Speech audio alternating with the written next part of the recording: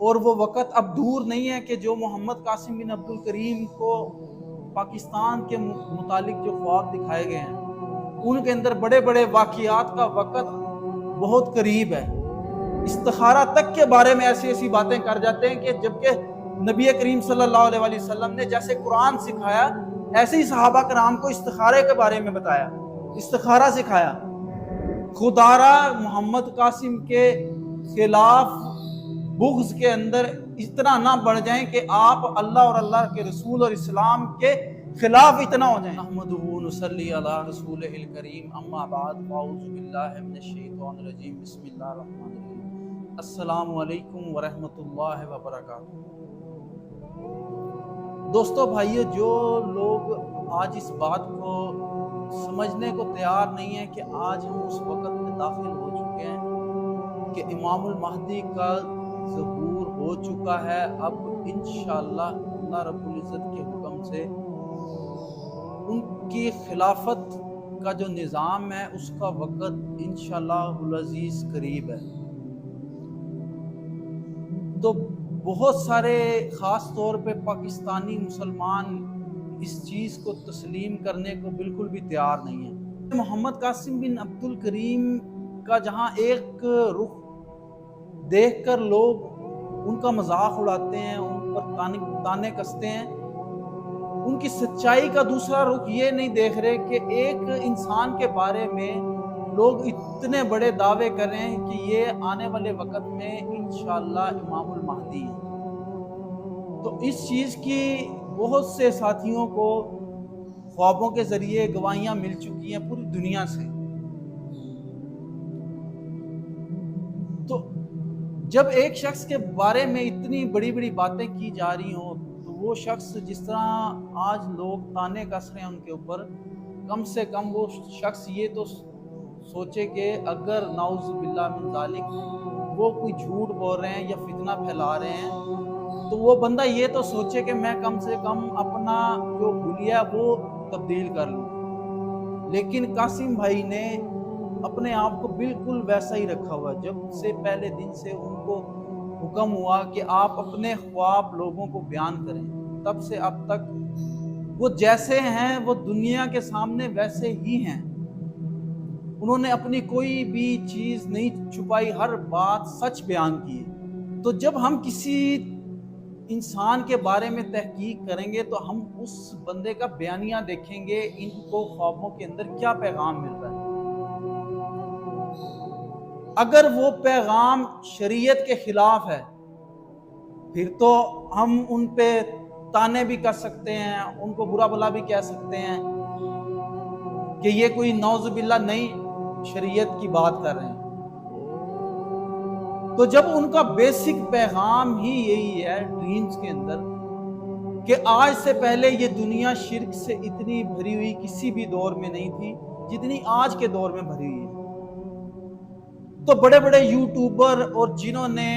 دین کا لبادہ اوڑھا ہوا ہے، ایک دین کا فیس لے کر سامنے آئے ہوئے ہیں،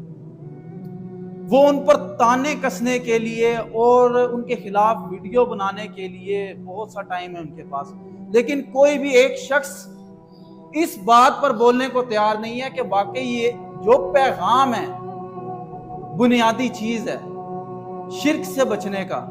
اس ملک کو شرک سے پاک کرنے کا، اس پیغام کے اوپر نہ کوئی بات کرے گا اور نہ کوئی اس طرف غور کرنے کو تیار ہے۔ پاکستان کے تمام مسلمان ہم لوگ اس بات پہ تو بہت لڑتے ہیں، ہاتھ یہاں باندھنے چاہیے، ہاتھ یہاں باندھنے چاہیے، ہاتھ چھوڑ کے نماز پڑھنی چاہیے۔ اس بات کے لیے بہت ڈیبیٹ اور بہت ہمارے پاس وقت ہے، لیکن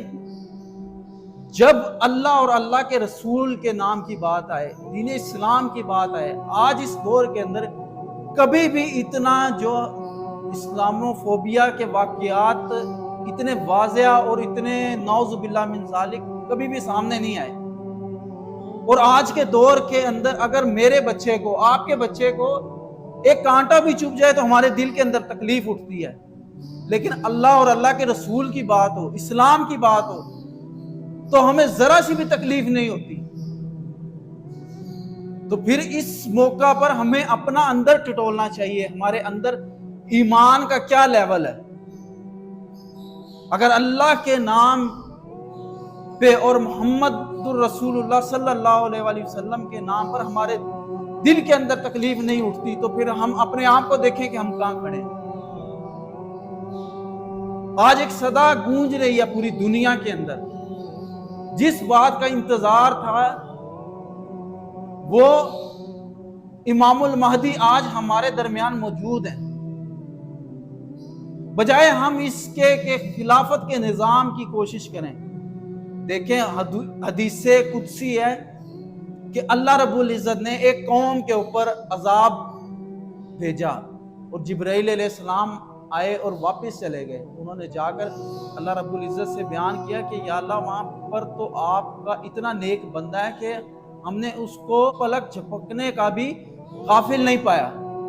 تو اللہ رب العزت نے فرمایا کہ یہ بستی اٹھا کر اس شخص کے اوپر دے مارو، کہ میں نے اس کی عبادت اور اس کے ذکر اذکار کو کیا کرنا ہے، اگر میرے نام کی غیرت پر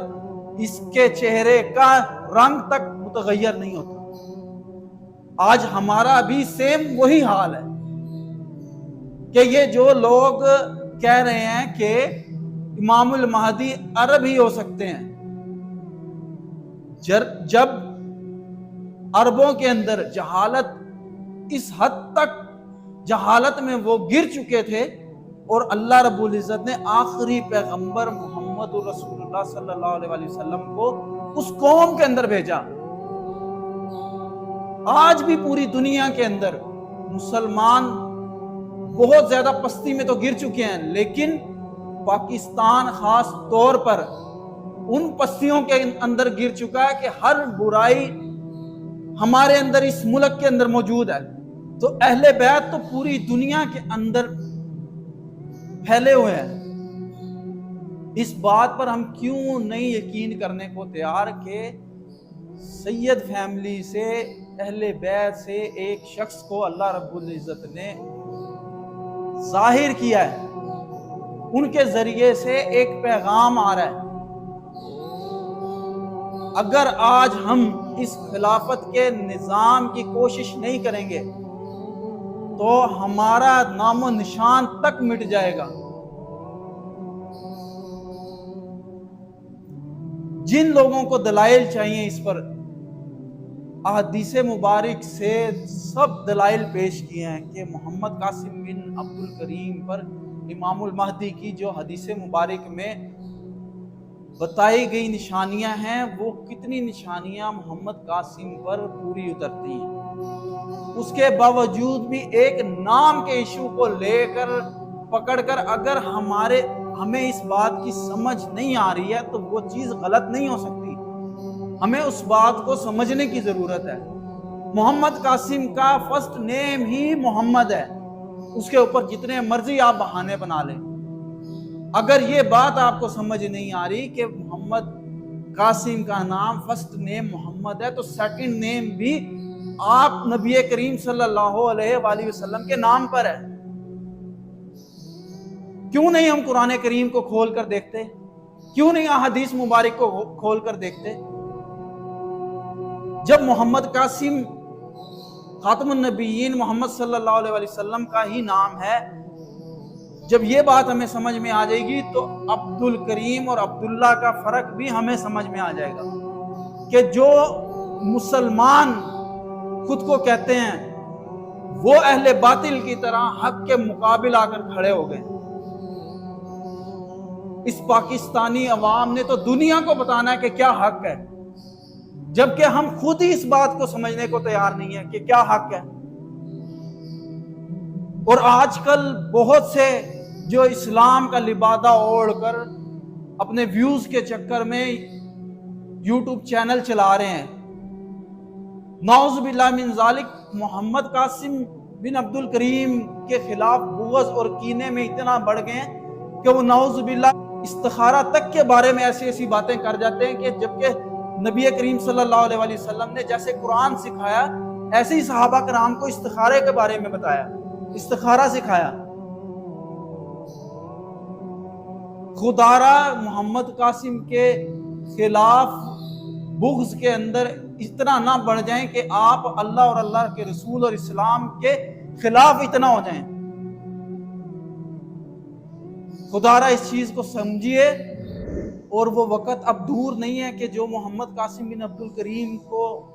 पाकिस्तान के मुतालिक जो ख्वाब दिखाए गए हैं उनके अंदर बड़े बड़े वाक़ियात का वक़्त बहुत करीब है। तो इंशाअल्लाह हम देखेंगे कि